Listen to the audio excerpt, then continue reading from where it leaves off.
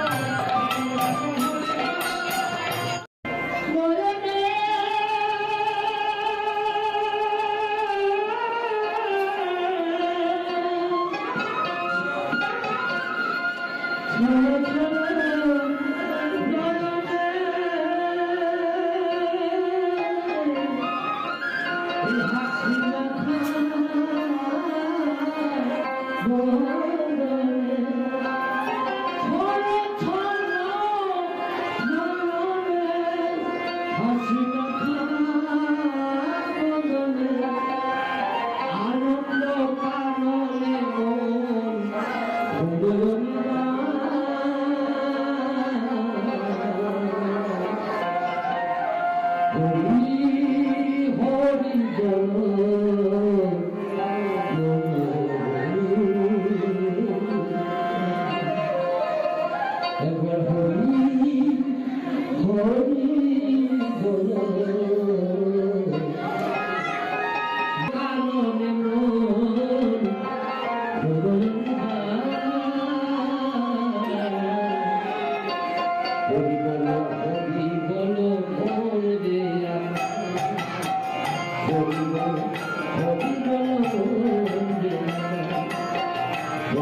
কেউ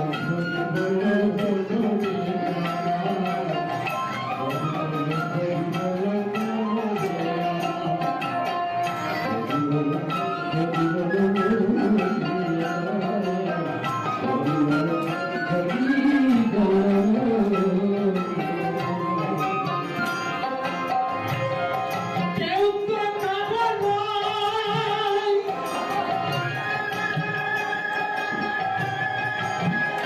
এ কথা বিশ্বস্ত।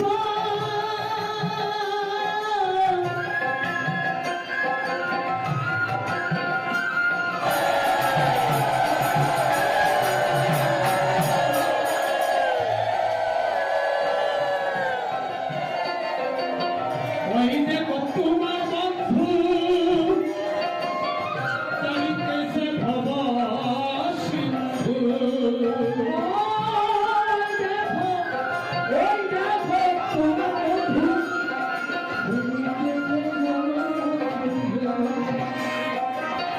ওই দেখো তোমার বন্ধু চলিতেছে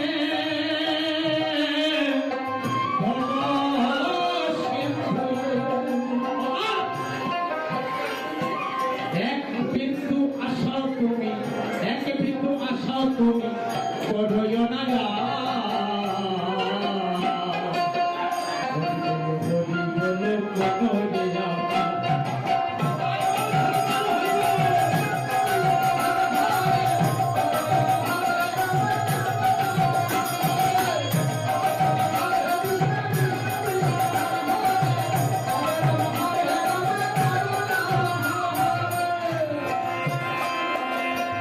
গতি নাই, গতি নাই,